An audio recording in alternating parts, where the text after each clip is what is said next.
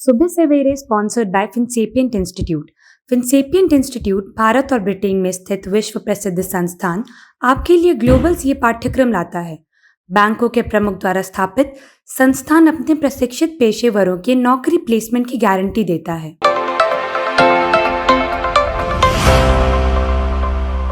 एक पत्रकार के नाते निजी तौर पर मुझे चुनाव बहुत पसंद है, इसीलिए क्योंकि 1 मिनट का भी फुर्सत नहीं मिलता है। मैं उन पत्रकारों में से तो बिल्कुल भी नहीं हूं जिन्हें टेबल पर बैठकर लैपटॉप पर गेम खेलने की आदत है। और साहब, अगर बिहार में चुनाव हो तो लैपटॉप पर गेम छोड़िए, आप अपनी कुर्सी पर नहीं बैठ सकते हैं, क्योंकि पल पल खबरें आती हैं, 1 मिनट में बदल जाती हैं और अगले ही मिनट उसमें कुछ नया जुड़ भी जाता है। ये आज की भूमिका थी। अब मेरा नाम जो औपचारिकता के लिए ही सही मैं बताता हूं।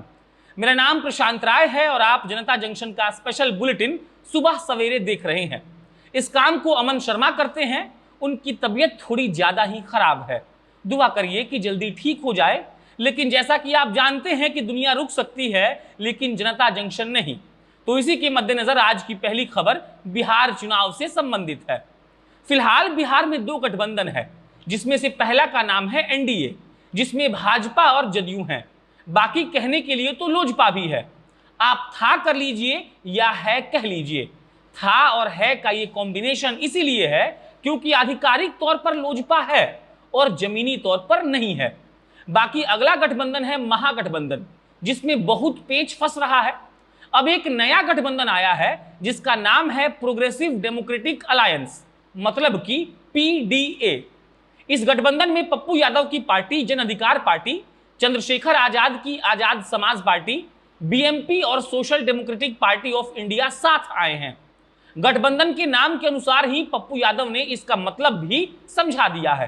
पप्पू यादव ने कहा है कि बिहार को बचाने के लिए, बिहार को नए सिरे से विकसित करने के लिए इस गठबंधन की आवश्यकता थी, इसीलिए उन्होंने ये गठबंधन किया है। उन्होंने ये भी कहा है कि कांग्रेस को हमने बुलाया, लेकिन कांग्रेस आने को तैयार नहीं है। और साथ में उन्होंने ये भी जोड़ दिया कि कांग्रेस को अपमान की आदत हो गई है। पप्पू यादव ने इसके अलावा सारी पार्टियों पर ताना भी कसा। सीधा सीधा ये कहा कि इनके पास चुनाव के लिए कोई मुद्दा नहीं है, इसीलिए कभी ये सुशांत का नाम जपते हैं तो कभी इनको रघुवंश बाबू की याद आती है। चंद्रशेखर आजाद के बारे में पप्पू यादव कहते हैं कि वो बिहार को बचाने आए हैं, इसीलिए हम लोग साथ हैं। बाकी इस गठबंधन की अच्छी बात मुझे ये लगी कि पप्पू यादव ने दरवाजा खोल के रखा है।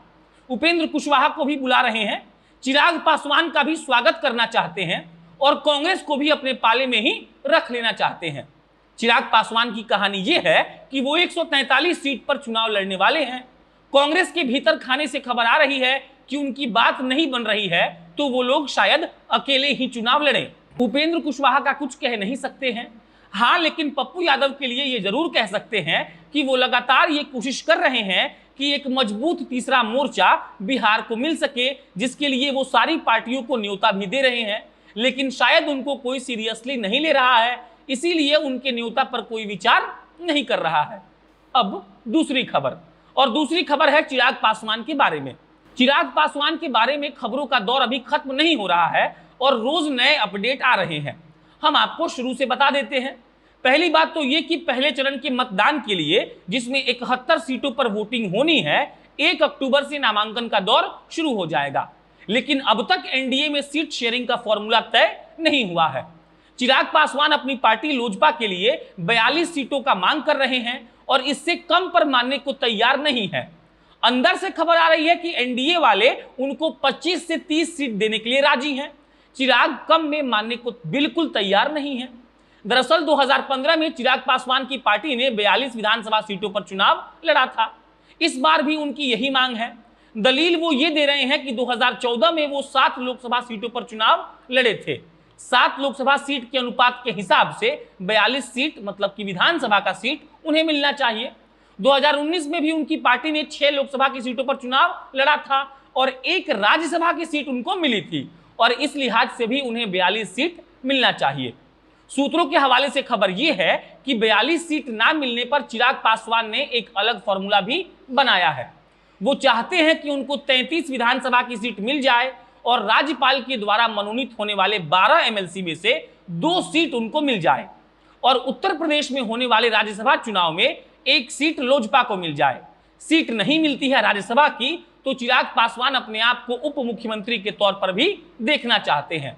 इतनी मांगे शायद नीतीश कुमार नहीं मानेंगे और इसी के चलते ऐसा मानकर चला जा रहा है कि चिराग पासवान की पार्टी 143 सीटों पर चुनाव लड़ेगी।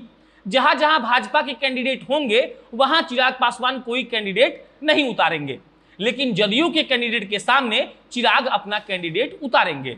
यह सब बहुत जल्द क्लियर हो जाएगा, लेकिन अभी तक तो खबर यही है कि चिराग पासवान नीतीश कुमार से सीधा सीधा बगावत कर चुके हैं। आगे कोई अपडेट आएगा तो हम आपको बता देंगे। अब तीसरी खबर, और तीसरी खबर है कांग्रेस से। कांग्रेस चाहती है कि महागठबंधन में रहे, लेकिन अब राह थोड़ी मुश्किल लग रही है, क्योंकि राजद वाले उनको 55 से 65 सीट देने का ऑफर दे रहे हैं और साथ में एक लोकसभा सीट का भी प्रस्ताव दिया जा रहा है, परंतु कांग्रेस वाले मानने को तैयार नहीं है।